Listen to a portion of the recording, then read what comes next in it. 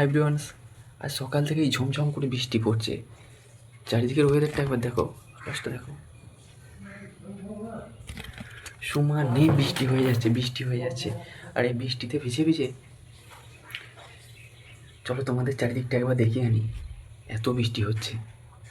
Good morning সকলকে, আমার নতুন ব্লগে তোমাদের সকলকে স্বাগত। আকাশের কালো মেঘটা যেন বৃষ্টিকে ছাড়া থাকতেই পারে না বাবা। মেঘ আসবে, বৃষ্টি আসবে না, এরম একটা দিনও হয় না। কি বিচিত্র মিল। সকালে শুনি কোকিলের কুহু কুহু ডাক, আর আকাশে সাদা মেঘের ভেলা, বাতাসে মন মাতানো বাতাস।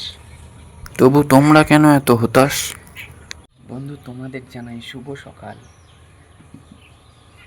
এরকম একটা মিষ্টি সকালে চলো একটা মিষ্টি প্রেমের কবিতা বলি, আশা করি তোমাদের ভালো লাগবে।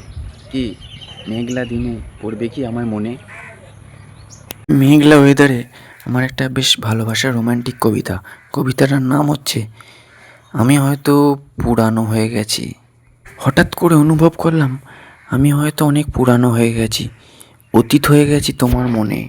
আর তাই ভালোবাসার গতিপথ আজ হারিয়ে গেছে অভিযোগের মাইলস্টোনে। আমি অনেক পুরনো হয়ে গেছি, অতীত হয়েছি তোমার মনে। এখন তো আর আগের মতো মন খুলে কথা বলা হয় না, অভিমান করলেও সেটা না বোঝার ভান করো। যেন আমরা কেউ কখনো ছিলাম না কারো।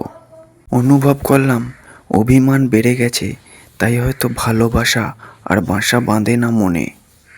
আমি হয়তো পুরনো হয়েছি, অতীত হয়ে গেছি তোমার মনে।